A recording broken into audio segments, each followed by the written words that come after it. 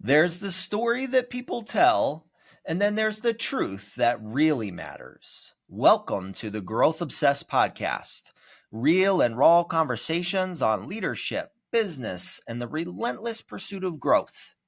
No fluff, no highlight reels, just the struggles, the setbacks, and the lessons that build true success. I'm Ben Lang, and I sit down with the most driven entrepreneurs and leaders to uncover what really shapes them, the pain, the resilience, and the breakthroughs. If you're here, you're not looking for surface level motivation. You're here to be challenged, to grow. So let's get real. Let's get uncomfortable. This is the Growth Obsessed podcast. And don't forget to subscribe now, because the conversation you need might be the one that changes everything. Today, I've got Justin Bankston with me. Justin is with Fidelity National Title. Really sharp dude. I've known Justin for a pretty short amount of time, but in that time, I've noticed that he's pretty smart guy. So wanted to have Justin on today to share his experience and how he's climbed the ladder, because he did share that experience with me at dinner maybe a month ago. So that story was impactful, and so I wanted to share that with everyone. So Justin, tell me, first, let's start with your upbringing. What was your upbringing like? So for me, I grew up in a military household. My dad was a 20-year veteran in the Army. He always says he got dropped off at 18 and retired at 38. But in that time, he always sold real estate. So real estate was always there in many different states. I feel like recruiting in the Army could be a lot like real estate. It's a real relationship type business. And I just always grew up with real estate in Texas and Illinois and in Michigan, and it was just always there in my back door. College was never going to be for me. It was, I knew at a young age that I was going to be on the B team for football and get beat up on a practice squad somewhere. I didn't love school. And I learned quickly in my late teenage years that nobody's out there going to do it for me. I had to do it for myself. I saw, luckily for me, that people that were older than me, I saw their struggles and their failures. And I found out quickly as a 17-year-old that there was no magic solution, and it was going to be, I'd get out of this world what I put into it. Uh-oh. Oh, got a good connection there, hopefully. Oh, there we go. We're back. Oh, awesome. So at 17 years old, you saw people overcoming failures. Let me ask you, so you said military household, you mentioned quite a few locations. So you moved around a lot? I did. I account like my personality and wanting to talk to people, get to know people. I look at back at my life and think, man, as a young boy, I was moving around from school to school, and you know, I did. I'd make all my friends, then get moved and have to make new friends. So that probably sucked as a kid, I would imagine. It did. It did. It did. But here's the thing. Here's the thing though. Like these things that suck, it shapes us. It shapes us into who we are today. And like, you're in sales. So I would imagine moving and having to make a new set of friends, was it like annually, biannually? How often was that? I feel like, going back, memory serves me correct. It was every, 3 to 5 years. I think it was pretty common in the military, get settled somewhere, recruit, build. My dad was very successful at what he did. I think at Selfridge Air Force Base, he had a Brett Street named after him. So we moved around every 3 to 5 years, and a lot of building relationships and new relationships at that. So how did that prepare you? What do you think? What do you think that did to prepare you for a career in sales? That's a great question. For me, it was, starting to build relationships and meeting new people, and always being open-minded to the person that's in front of you and talking about your story and hearing their stories. And I think it really shaped me to be of that opportunist mindset that you never know who you're sitting in front of and the story they might tell. Did you learn at a young age to never judge a book by its cover? You know, as I got older, that became more relevant and it's something I still use to this day for sure. So tell me about that story. How'd you learn it? You know, I would say going back to my high school years, coming out of middle school, I had like a shift in my friendship group, and I remember it like it was yesterday. I was going to sit my freshman year at this table with all my middle school friends that were coming up into the high school, and there was this older guy, a year older than me, maybe a little shorter, but he's still a year older. He said, "Hey, don't go sit with those guys. Come sit over here." And it's not that it was a perfect group of people, but they saw that the younger group I'd followed over with were maybe going in a different direction in life. And I remember that day sitting with this group of older kids and being intimidated that, oh man, they're older. They looked at me as a peer, and that really kind of shaped me to saying, man, look at all these guys. They believe in me at a young age to be a friend with them. And at that point, I was like, they're not judging me. Why am I going to judge somebody else on the way that they look or their age or their demographic or what it may be? So I feel like it came at a really young age for me. And do you feel like when you were hanging out with the older kids, do you feel like you did a little bit of modeling? Were you watching them and kind of trying to see maybe some of their better character traits, or I don't know, just the way they pick up girls or whatever, right? Did you do a little bit of Yeah. modeling? Oh my gosh, absolutely. It was from, expanding out of your traditional high school and going to a technical campus where they taught me business, management, marketing, technology. I saw all the older kids doing that and I go, wow, man, that's pretty cool. I am not your traditional person. I live a traditional lifestyle. I have a non-traditional household.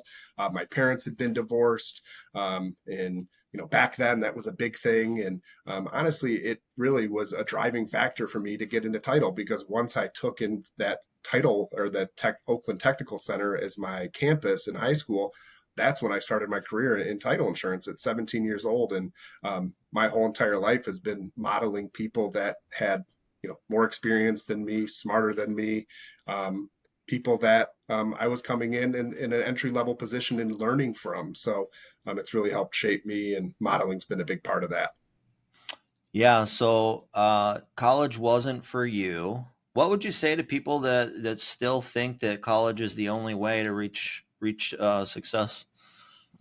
I would say to them, be open minded, look to see what drives your daily passion. For me, my passion was for helping people, and I knew that I wanted to help people in their careers. I remember kind of like it was like yesterday when I was working at the title company at 17. I came in at an entry level position and learning from the people that were superior to me and the way they were helping people guide top producing real estate agents, lenders, consumers to the ultimate dream of owning a home. I'm like, wow, this gig is pretty cool. At 17 years old, I think that's funny. I mean, 17, like you're still like going to high school parties, I imagine. I don't know. Like Yeah, I was the party at about thinking about 19. prom, maybe. I don't know. But you're also like starting to find your passion in life, or like you knew the day you started that was your life trajectory. I did. The day You well, I'd did. say probably in my first year, the person I was able to mentor underneath, he was a top producer. He was the number one sales rep within the title company. And I remember being an office assistant, meeting him for the first time. He drove up in his Shelby GT 500. I'm like, what is that noise? And it's a loud muffler. And he comes in, he's got a black suit. He's going to a black tie event. And his wife, 6 foot tall, blonde hair, blue eyes, Sinkwitz dress on.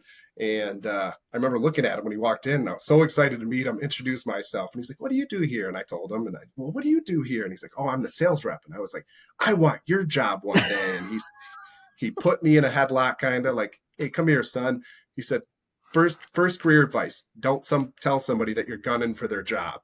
So, looking That's back in that day, I would say, "Hey, Jim, I'm looking forward to learning a lot from you one day." I love it. I love it. That reminds me of that movie. Was it?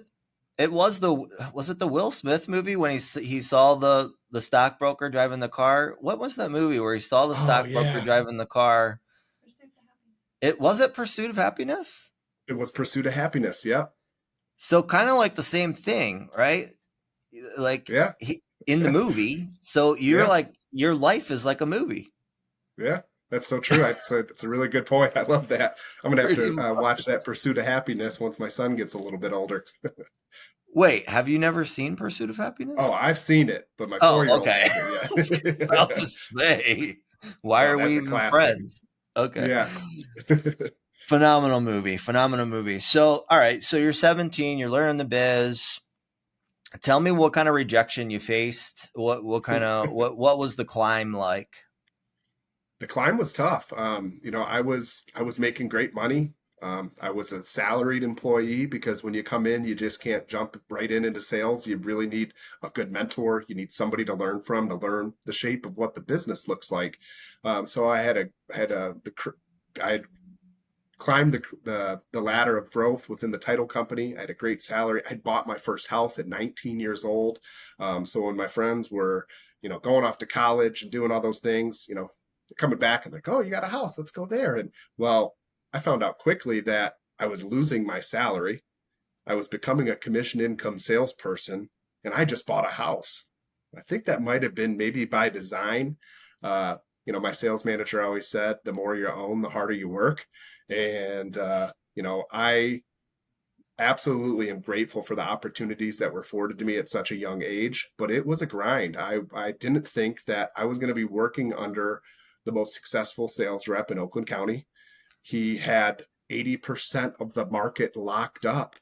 So I serviced him, I serviced his clients, but then I had to go out and find my own business. Well, when he has 80% of the business in our local marketplace locked up and everybody knew Jim, I had to create a name for myself and find business under anywhere that I could find it. So my niche was I grew a lot of lender business back in the early 2000s, if you recall. There was a lot of lender business. Everybody was refinancing. There was 100% financing, but there was so much real estate business that the lenders kind of forgot about. So here was myself learning the business and a tenacious, salesperson going in front of all these lenders.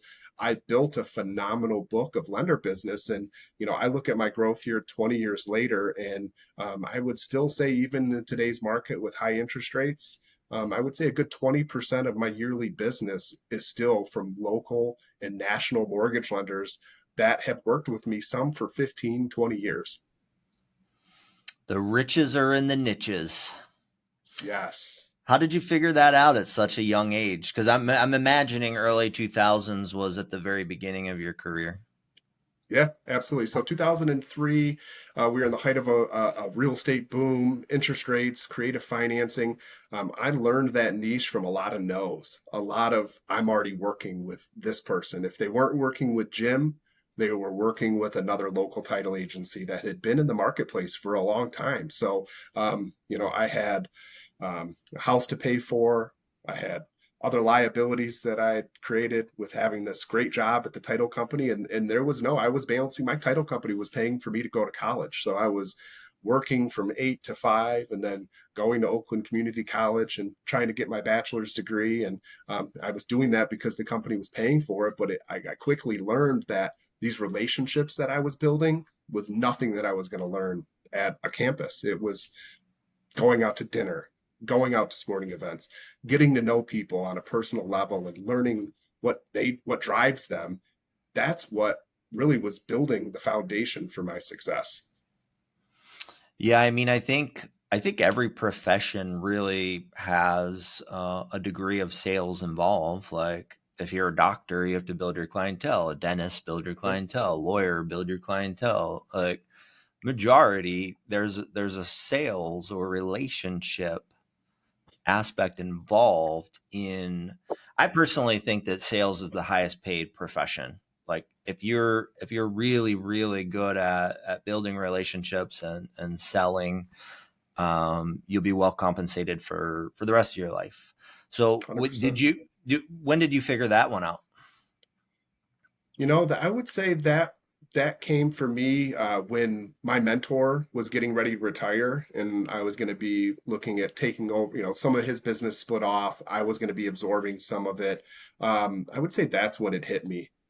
Is when I took over his book of business and went from having 90% lender business to a more of a traditional 50-50 split between lender and real estate business. Okay. And let's backtrack a little bit. So they switch you from salary to commission. Yep. How many nights you were straight commission, right? Yes. Yep. How many sleepless nights did you have? Many, many sleepless nights where I was up prospecting in my head on what I was going to do that next day and putting it in my Palm Pilot and making sure I had my entire day time blocked and mapped out on who I was going to go visit, who I was going to see, and who was going to give me some purchase agreements. Yeah. So, I mean, majority of listeners on this podcast, entrepreneurs, a lot of realtors, obviously. Uh, Realtors, same gig, right? We don't sell a house. There's no money. Um, so we have a lot of sleepless nights. There's not a whole lot of consistency as far as income goes. But I think there's a way to combat that and generate consistent income. So tell me about like because the people listening, the realtors, they're having sleepless nights right now. I'm sure of it. I, I can almost guarantee it with the way that the transaction count way down and a lot of other variables. So what advice, since you've been through it back in the early 2000s, what's the advice? How do you power through? What was your routine? Like, I want to know all of it.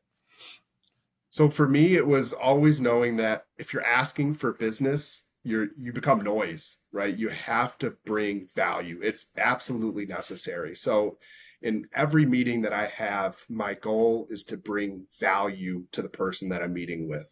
If when I put my title hat on, it's my clients, and when I meet with agents, I talk to them, lenders, attorneys.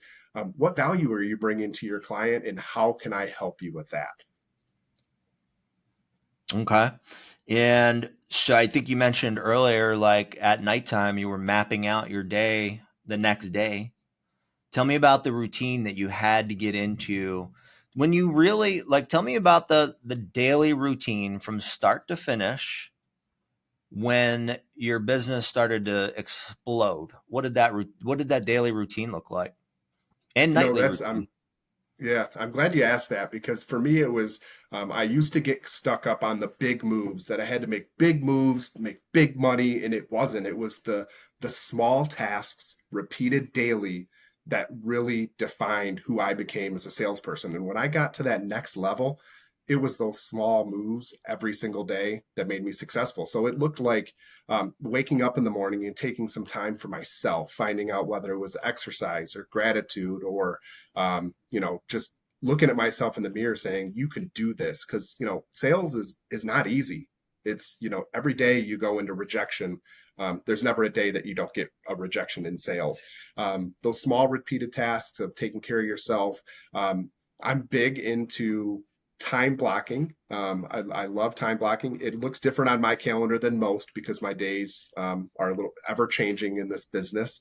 But having time to have conversations with people that are currently transacting with you, people that you know that you want to transact with. And my biggest is 5 people that have no idea who you are. Connecting with those people every day or at least every week so that you can create that conversation of, okay, I can move people from one pot to the next. And it's the people that do business with you that are going to tell the people that you don't know or don't know you how great you are. I would say at that point, when I started leveraging my current fan club, my current fan base is really when I saw my business, double, triple. What were those numbers again? So 5 people that you don't know every day. What Every were the day. other numbers for people that Uh, know you? And 5 people that are transacting with us, 5 people that interact with my company to find out what we're doing that they love, maybe things that didn't go great and how I can dive into that and help the people. There's an important balance of operation and sales, right? And I'm a salesperson, but I got a great team of operational people behind me that take the feedback of the 5 people that are transacting with us in chopping that up into bite-sized pieces. We talked about that, right, Ben? It's, hey, do these small things repeatedly every day, and it's the operational people behind us that are going to help us. So it's the 5 people that are transacting with you, 5 people that know you and you want to transact with, and then the 5 people that don't know you at all. Yeah. So if I were to translate it for a realtor, uh, I'd say 5 people in your sphere of influence or past client, 5 people that you need to follow up with that you've already spoken to and you need to nurture, and then 5 people who you've never spoken with before. And if you follow that Absolutely. simple system, I laugh because I feel like so many people overcomplicate this, right? If you had a 2 minute conversation with 5 people you didn't know, 5 people you were following up with and nurturing, and 5 people that know, like, and trust you every single day, or just 5 days a week, Yeah. scratch that, 3 days a week, 3 days a week. Do you think there's any way that you wouldn't make 6 figures as a realtor in this business? There is no doubt about it. You're hitting 6 figures plus, and there's no questions asked. Yeah, but I think a lot of people are, it's the new shiny object. It's when it's really, it all boils down to, I would say real estate's a contact sport. Uh, Yep. you have to you have to converse with people. You have to Yeah. meet with people, face-to-face meetings and conversations of value, like you said. Um, like, if we think about it, I think I just posted on my Facebook yesterday, and I put, my post was like, you want to know how you ended up where you are today? It's, you look back at your habits. It all goes Yep. down to your habits. And I don't know if you've read The Compound Effect or Atomic Habits, but 2 phenomenal books to read that really dig into that. Yeah. No, Everything I in love that. life I've definitely, everything in I'm life going to is add that to my dictated by your audible. daily habits. It's so It's true. It's the foundation is there, and it's when I meet with people, and whether it's real estate or not, and they're talking about their business and how hard the economy is right now. Sometimes I have to ask the difficult question: what are you doing that's different, or what can you do differently so that you can get back to where your business was before? And a lot of yeah. times agents aren't, they're not doing the bare minimum. They're not treating this as a business. They're not showing up. I say every day, show up every day, but if you can't do it at least 3 days a week, you just might not be in the right business. Yeah, that's the sad truth, really, because I know lots of realtors, including myself, having a phenomenal year this year. Just like, I think I had my best Q1 maybe in 10 years. So it's not the market, right? And I know a lot of other realtors who are having incredible year this year. So it's not the market. It's just harder to get Mhm. the same result than it was, say, in 2021. That's What true. It's 100%. I mean, so you kind of, your business is relying on our business. So tell me about 2021 to right now. What's the difference look like to you in your world? Transaction counts down, interest rates are high. Um, every reason for people to have an excuse not to transact, the transactions are still happening.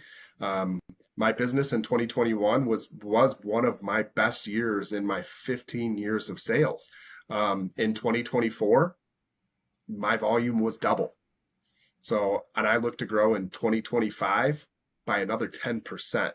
So in my marketplace, my market's down 8%, but my business is going to go up 10%. There's no might go up. It's going to go up 10%, which is a 20% swing. Wait a second. So 2021, I mean, there was more transactions in 21 than I don't know, maybe ever. I don't know. There was a lot of real estate transactions in 2021. And You refinance said, transactions. you said, you said your business was double in 2024 what it was in 21, Yes. Yep. even though 2024 was a horrible year for transaction count. Absolutely. So what do you attribute that to? I mean, everyone's out there and they're all saying this market sucks, the rates suck, this sucks, my broker sucks. Opportunities and going after those opportunities. And, for me, my motto has been for 2024 and 2025 has been getting back to the basics, the basics that was the platform for my growth in my early stages. I'm back to that. I'm showing up to people's office. I'm knocking on doors. I'm cold calling. Ben, I remember our cold call together a few years ago. I'm doing that every single day on my hardest days that I'm saying, man, this is tough. I'm picking up the phone and I'm following up with somebody. I'm making calls, and I have to attribute that growth, also to my team. We had tremendous growth on the operations side, and had right people on the ship to support, because I can't do this alone. With thousands of transactions closing through my office per year, I have to have a great team behind me, and I really do. And that growth is wouldn't have been there without them. Really funny story. I'm gonna share this story because I think it's hilarious. The first time you cold called me, so I like to kind of mess with because like I've studied the art of persuasion and the art of mastering the phone call. And so when people call to sell me something, I really I analyze it. Like I don't know, I can't help but do it. Like I'm like, okay, so here's what they're doing wrong, here's what they're doing right. Like I'm breaking it down. It's like I don't know if you know this, but my first career I was a hairstylist, right? And it's kind of the same thing, right? But like you have like another hairstylist sit in your chair and you're doing their hair and you're like and they're like, oh god, they're like critiquing that. So anyway, so you cold call me and I think if memory serves me correctly, I tried to hire you as an ISA and I immediately went into, hey, you're really good on the phone. um would you could we meet to I'm looking for an ISA for my team. Yes, that's Right. exactly. And I think you said, do you have a degree in psychology? And now that we have this conversation, and I'm the farthest thing from a college floor, I thought that statement always stands out to me. Well, it's funny because you were really good at that initial call, and it really Oh, thank stuck you. out to me. And then, so, like, tell me how you mastered that. A lot of trial and error. There was no, books aren't for me. I'm more of an audio kind of guy. I love the growth and mindset books on Audible. But for me, it was rinse and repeat. Make as many calls as you can. I had a lot of great people, even like yourself, people that would critique me and, hey, don't do this. And hey, you left your phone number on my voicemail, but you said it way too fast, right? Just think little things, micro things. And yeah, I might have left the phone number too fast, but then it also reminded me, just slow down when you're talking to people, hear them. There was a book that I read early on in my career, which was called Action Selling. And it talked about going into a call with your commitment objective. And I still, to this day, I go into every single call and I write it out. I write out my commitment objective. And there's always I want all of Ben's business, right? I want everything. That's my first commitment objective. But my second commitment objective, for example, would be, if it's not everything, why not get Ben to give us a shot on a deal that's difficult, or a deal that his current vendor won't do or is having a hard time with? Because it's those coming over those obstacles, when you win over somebody on a deal that their current vendors having issue with, if you can make that happen and do it seamlessly, and not put that back on their plate, you're going to really win some big fans, and have that opportunity at that volume. And there's some sales calls that come in and they're like, whoa, this is phenomenal. I'm switching. But then there's other ones that they're hesitant. And, I'm coming in with, hey, let me be your second in line. And I'm going to be here, whether it's now or in like your case, 2 years later. I'm going to be sitting here in this seat, and my commitment to you is not going to change. Yeah, so well, first of all, I want to know more about this book, Action Objective. So before every call, you write down like the main goal and then a secondary goal and then even like a third goal?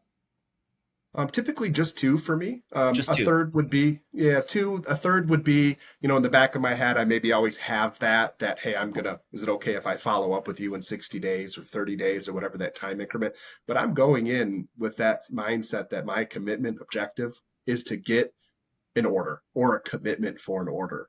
So I'm going to ask the best questions that I can to unfold the need, on why they need me and why they need our support, whether it's transactional or technology or marketing opportunities and sales strategies. I do all those things with my clients, and some want them all, some want none. And it's understanding where their need is and me filling in that need. Yeah, so let's talk about God, it's like it's so similar to being a realtor, right? I've listed homes where I've literally met with the seller 2 years and then they call me 2 years later. I have a listing going up this coming week.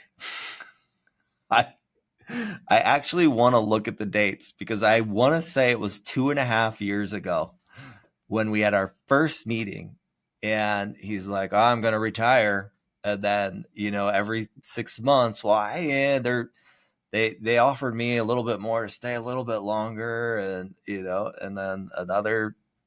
And so really it's about like being top of mind because they always wake up one day and they're just like, today's the day. It's so share your strategies on how you're like in your case, it would be um you're probably waiting for their title company to piss them off in some way. And that's Yeah. like you just have to be front and center for when it's the same thing with like me recruiting agents. Like, okay, I just have to be front and center for when their broker pisses them off one day. So like I think from a relationship, from a sales perspective, like that is kind of the game in so many arenas, is just staying front and center. So what kind of advice do you have there? But staying front and center is as easy as, nurturing people on Facebook and Instagram and shooting somebody a text, right? I have a new account that's coming over. They've been on my target list for 4 years, all the way back from a brokerage where they weren't allowed to use their anybody but their in-house title company. But guess what? I still took that information and said, I want that person to be part of my ship. Great business, great people, and a lot of like-minded interest between the two of us or three of us. And it just was, nurturing on Facebook, finding out what their needs were. People put a lot out on Facebook. And when you can fill in those gaps and stay front and center and fill them in with something that they may need. The comment to him was, wow, this is perfect timing. My partner and I were just talking about you the other day. We've been hearing about you in the marketplace, and now you're bringing me this solution, and I haven't been, you know, I've just been here doing my job. And why are you doing this for me? And it's because I truly believe in people's fullest potential and growth. And if I can be a part of that together, um, there, we won't fail. You mentioned you were the solution to a problem, right?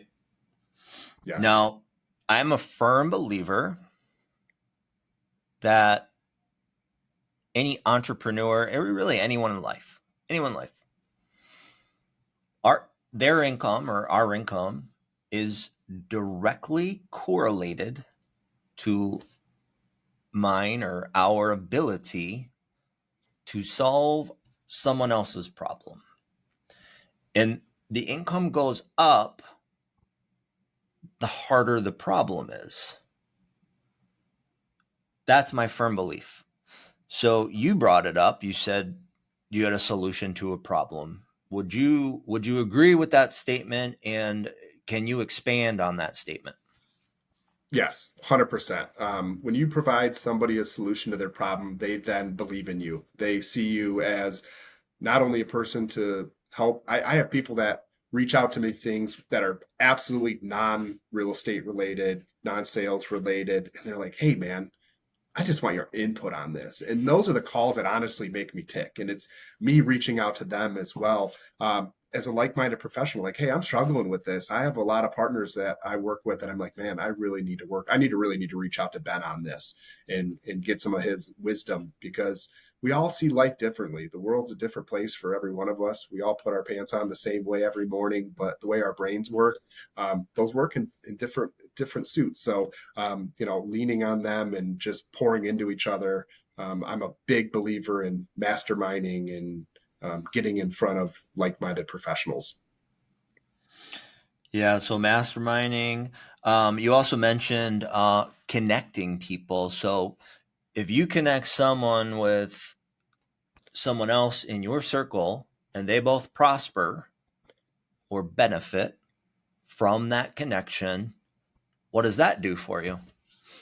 Yeah, it's gonna drive that reliability, that people are gonna trust you even more, because the people that you refer on to others, when they do a good job, it's a reflection upon yourself. And I really believe that helps build your reputation, helps build rapport, and in any business, giving those referrals out just helps build that continuity between you and other people and businesses. Yeah, see, I'm because I asked that question because I'm a big believer that if everyone in my circle makes is prosperous, it benefits every single one of us, right? And if we keep making that circle and we keep elevating the next person, in that circle, it's very cyclical, I believe. I agree. We have a program that we launched for real estate agents, and it's a really robust system for our agents to use and stay engaged with their past clients. And one of the pieces that drives a lot of business, and I just got a call the other day from an agent that said, I went through and I added all my trusted professionals to my account so that my clients that I've done business with, they have access to all of my trusted professionals. And guess what? I had one reach out for a roofer. They needed a new roof on their house. They knew this. They reached out to a roofer. That roofer got notification that this agent referred their client to them. And guess what? That roofer sent the agent a referral of somebody that was looking to sell their home. And that was a perfect example of referring somebody, connecting somebody, and they didn't even have to do anything other than go in the system, heart their favorite professionals. Their client knew they had this hub, and they could go in there and get a trusted recommendation without talking to anybody.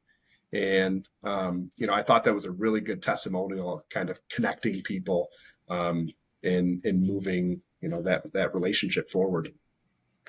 Yeah, it's called the law of reciprocity, right? So, Yes. roofer got a job from realtor, or roofer now feels inclined to return the favor. Yep. And I think that's something that a lot of people forget. Yeah. I really Because the do. roofer is more than a roofer. The realtor is more than a realtor. I look at a roofer as, the roof is what keeps your house dry. There's so much that connects to your roof. You need a new gutter, probably should talk to the roofer, right?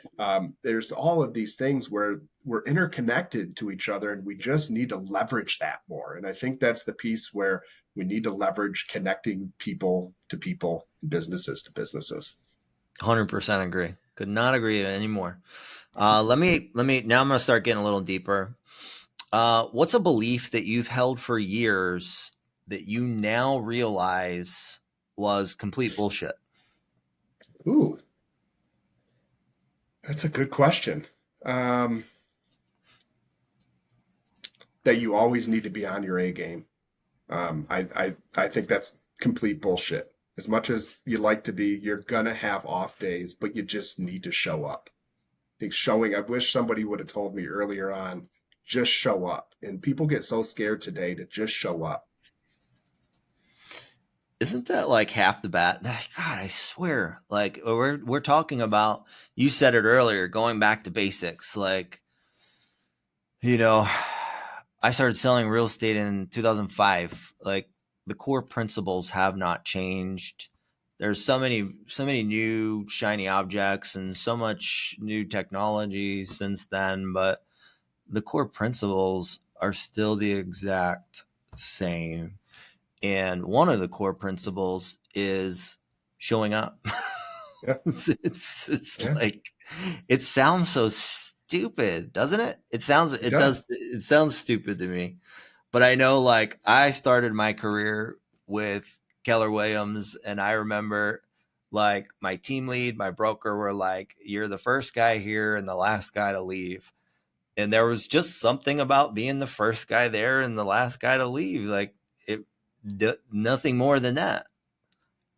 It's funny you say that. When I look back at my young ages, my young years in sales, when I went to Jim and said, "Hey, how do I get your job?" He looked at me and said, "Make sure everyone in this office, and title is a lot of women in title. It's an 80-20 rule." He said, "Make sure all these women in here love you because you won't get your job unless they believe in you." So it's a similar mindset for me. Hey, does anybody need anything before I go? How can I help you? And I truly believe if I would not have had that at a young age and he wouldn't have told me that, I probably would not be where I'm at today. Yeah. Yeah. It's the basic principles never change. Just showing up is half the battle. Um, we've also talked about just sticking to core principles, like basics and core principles. They really don't change, no matter how much technology changes, no matter how much the world changes. Those core principles will always stay the same in general. Um, Let me ask you another question. When was the last time that you felt truly lost in life? And how did you find your way back from that? You know, I've recently had my second kid. So that's been a growth for me, a lot of learning experience. One's easy, two gets a little bit harder. And I would say there was a point after we had our second son that I was trying to find that balancing act. You know, going into work at a different time, working later because I had different obligations in the morning. I was meeting with a peer and I look back at it and say, I'm so glad I didn't do that. I was going to look for like an au pair to come and help me in the morning with my 4 year old because I felt that, not being in front of a computer at 8 a.m. that I was going to lose all of this business. Well, my peer had shared with me that part of his greatest parts of fatherhood was taking his kids to school. And I remember meeting with him and going, wow, yeah, it's the affirmation songs that Hudson and I do on the way to school and the dance moves and all the things that he's learning from me in that 20-minute drive to school that I'm just so grateful that I stayed true to that course. Um, Looking back on that, it's really driven me to say, you know, when you're feeling lost, look into what's really important to you. And what was important to me was my family. But without my career, I can't support my family. So when I was feeling lost, my wife was truly an inspiration. She is full time. She's a creative director for a company, works full time mother, full time spouse, and she decided that she was ready for a change and started this routine in the morning, 5:30 in the morning, while she's breastfeeding and doing all of these things that truly changed the trajectory for me because I looked at her and go, wow, look at this woman. Look at what she can do every day. Like I have no excuse. I'm the dad. Yes, I have my role, but truly, when you have kids, you look at the mom and you're like, wow, she's got a cape under there. I think just built into all these women and these mothers out there, and God bless them because I'll tell you, she between my wife and my kids, it was a motivation to say, get back to the basics, make the calls. It doesn't have to be done at 8 a.m. Long as you do it every day and you get it done, you'll grow. Isn't it crazy the lies that we tell ourselves? It is. It How do is. you combat those lies? I mean, the self-talk is another big part of success. And I feel like especially if you're an entrepreneur, the self-talk is one of our biggest battles. I was recently talking to a guest. He was a pro hockey player, and he told me that when his teachers in school asked like, "What do you want to be when you grow up?" they added at the end of it, and don't say a pro athlete because that's not reasonable. And so the teachers in school are like building it in the kids' heads, right? So like there's so much like toxic, negative crap out there with social and the TV shows nowadays and everything out there, politics and blah blah blah. You name it, like there's negativity everywhere you look. Like so that negative self-talk, the lies that we tell ourselves, how do you combat it? That's a great question. It's knowing what works and reminding you of those good days. And it's really too that it's all about mindset, the gratitude. I have a remarkable that I journal in and have gratitude in. And I there's days that I have to start my day because I know what today's going to look like in our industry. We're coming up on Memorial Day. We got end of the month coming right around the corner. This morning, I started with gratitude, and it was to remind me of what I'm thankful for. You know, I'm thankful for my family. I'm thankful for my business, for the people that pour into me every single day. 90% of my business now was built on people that are recommending others to me. That hey, I met with you, and you need to know Justin. And that right there is what drives me on my hardest days. Is that I bring enough to the table where I'm going to be a it's going to be a positive day. How long have you been doing the gratitude journal for? This is new for me. So this was new for me when I got my new Remarkable. So probably about a year and a half, 2 years. Okay. And I don't And do it every day, but I do it as often as I can. And it's instead of getting on my phone in the morning and scrolling, I prefer to pull out my Remarkable and write a few things down. yeah, I did when I first got sober, it was very religious for me. Every morning and night doing the gratitudes. That sobriety journey, you know what? It when I first got sober, there was so many good things that I did on a daily basis, like waking up and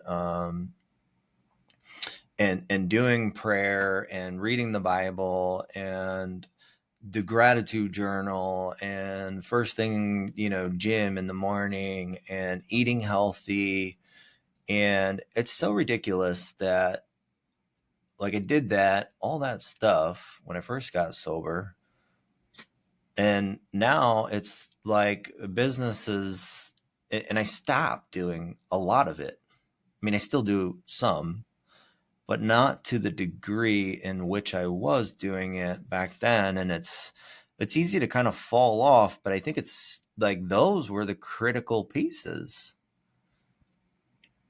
So we got to get back to doing that. And I'm guilty of the same thing. Like the gratitude, I'm not doing it every day, and it's the same thing with the gym. It's so easy to do it. We just got to get back to doing it, and knowing that it works.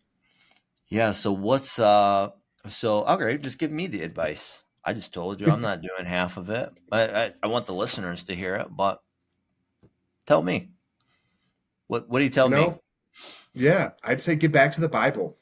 Thank Jesus for all that he gives us every day. And, whether it's, maybe not getting to the gym, but getting out and taking the dogs for a walk around the block before you head out to work. And, when you're walking around the block, maybe take the earbuds out and just gratitude to yourself and remind yourself, who you are, what brings you to the table and where you see yourself going. And just doing it as much as you can. Doesn't have to be every day, but doing as much as you can.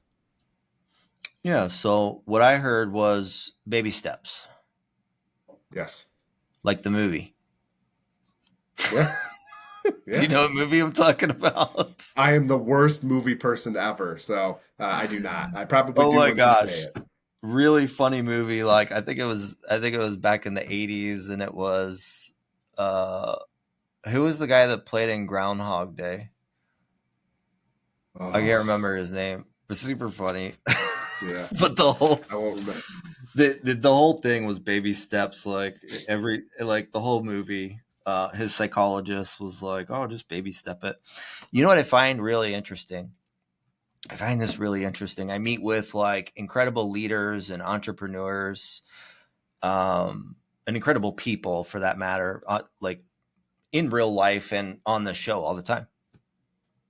And there's so many freaking common themes. And so I want to point out the common themes. Faith and spirituality is the number one like theme across the board. Everyone, everyone I talk Yeah. to who's successful, faith and spirituality is at the top. Family is at the top. Personal growth is at the top. Cutting out the noise is at the top. Um, Across the board, like the and like to kind of narrow down the personal growth, like journaling and gratitude and prayer and meditation, and really like focusing on yourself to be the best version of yourself, to really show up for the people in your life, business and personally, as the best version of yourself, because that's what they deserve. And I find it interesting that it just, I don't make it come up in any of these. It just comes up every single time organically. What are your thoughts on that? I think it's important, and I think that's what this growth uh, podcast is really. It, like you said, it just comes up organically, and it's a reminder to us that the most successful people in business and in life all have a same common element. And if we pull all of those things up to the top, eliminate the noise that's below that to the best we can, and suppress that, we're going to be the best version of ourselves, and that's going to happen to just us, the people that are surrounding us, whether it's your spouse, it's your kids, it's your business partners. I truly believe that I'm the best version of myself in business because I have the best team in place that I've had in the last 7 years. And without that foundation, my business wouldn't be where it's at. And it's the same thing at my house with my wife and my kids. We are all living the best version of ourselves right now. We were supposed to have some sunshine and some spring coming, but this is bringing out the best in us. We're getting outside, and we're, in manifesting the things around us. And I truly believe that plays a big role in it. Yeah, yeah. Tell me this. Yeah, I'm curious about this. What is the biggest lie that the world tells us about happiness and success? I think the biggest lie is that money drives happiness and success. It really doesn't. The money follows what you put into it. Um, I think that's a pretty big lie in life, that money drives success, but without the foundation of that, or drives happiness, if you're not happy in your personal life and in your business, the money really isn't going to mean much. Yeah, I 100% agree with that. I mean, look at all the lottery winners that end up going broke and getting divorced and have terrible, terrible lives after like winning a large sum of money. Also, think it doesn't really. You ever heard the quote like the view from the top of the mountain isn't nearly as, or the harder the struggle, the better the view from the top of the mountain. Have you heard that? Something to Yeah, that effect. yeah. Yeah, I think like the more struggle that you have to go through to get there, the sweeter it is at the end of it. Yeah, I look at that as like my wife's grandma. I forget the name of the mountain, but at in her mid 80s, she climbed to the top of the tallest mountain in Norway. And there's people my age that can't do that. And in her 80s, she did it in, most takes most people 2 hours, but it took her four. And the story that she tells about the view from the top meant so much to her. The fight to get there, You didn't hear about it. You didn't hear about how hard it was. It just was how beautiful it was from the top. I guarantee that the view would not have been as beautiful if it was an easy climb to the top. I 100%. I guarantee it. Good things don't come easy. No, no. And if they do come easy, then there's some kind of catch, I think. Yeah, yeah. There's some kind of catch to it. But when you get that win and ride that success, because when you're at the top of the mountain, just keep trying to go up. And if you go back down a little bit, it's okay. Yeah, I think that's important to mention. If you go back down a little bit, it's okay. Yeah, I think the important thing. Oh, there's another quote that I love too: is "Fall down 7 times, stand up 8." yeah. And I know during my battle with addiction, I used to say that quote to myself a lot. Fall down 7, stand up 8. I don't know if that's from a Rocky movie or not, um, but it's a good quote. I remember early in my career at a sales rally, they showed a visual and it was a circle and it was people climbing up the circle and the salespeople up at the top were, having all this fun but the people that fell back down all the way to the bottom, they were struggling to get back up. But the visual for me is the people that stopped right there in the middle, they just continued to grow up, get up to the top of it. And it takes so much less momentum to get back up to the top when you're only halfway down. Don't get all the way down. Don't fall all the way down and just keep that momentum going. Hold on to what's working and you'll get right back to the top. Yeah, 100% agree. I mean, realistically, you can't fail if you can't fail unless you quit. Like if you keep going, then you never fail, Yeah, right? it's true. It's just a learning lesson or a struggle or a setback or whatever you want to call it. If you keep climbing, it's impossible to fail. Um, Last question. Your dad, what's the legacy that you want to leave behind? So as me as a father Yeah, what's the or my legacy dad, that you want to what's the legacy that you want to leave behind to the world and to your children? uh, that this too shall pass.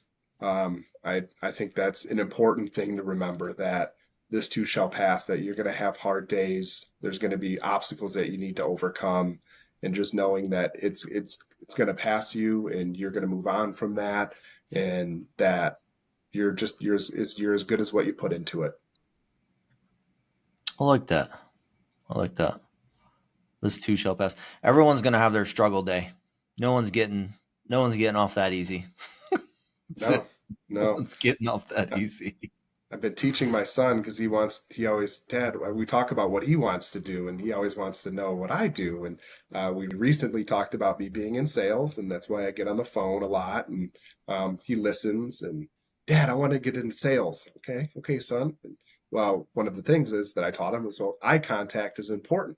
So now I think it's Miss Myra at the daycare is like uh, on the way out because I'm like, hey, you got to make eye contact, and Hudson will be like, hey, Miss Aunt Myra, like really laser focused on keeping the eye contact. And I said, oh, we're teaching eye contact at the household. And she just started busting out laughing because regardless of she was trying to multitask, whether email or pick up a phone or talk to another student walking in, Hudson was like really, really laser focused on keeping the eye contact. And I thought that That, was pretty special because he's, 4.5 going on, 14 already. So that's awesome. Yeah, I used to teach my daughter like the weirdest things at 4 and 5 and 6, like major life lessons, like yeah. 4, 5, 6 years old. And hopefully some of it stuck. Uh that was my last question, but now I've got a favor. Uh can you sing the affirmation song? Ooh. Affirmations are a positive statement. I do the a Snoop Dogg one. It's the Doggy Land one. So we listen to Do you that one have quite like a bit on the audio? way to Do you have school. audio that you play in the car? Oh yeah, oh absolutely. It's on Oh, so you Spotify. sing along. You sing along Oh, with we the sing along. audio.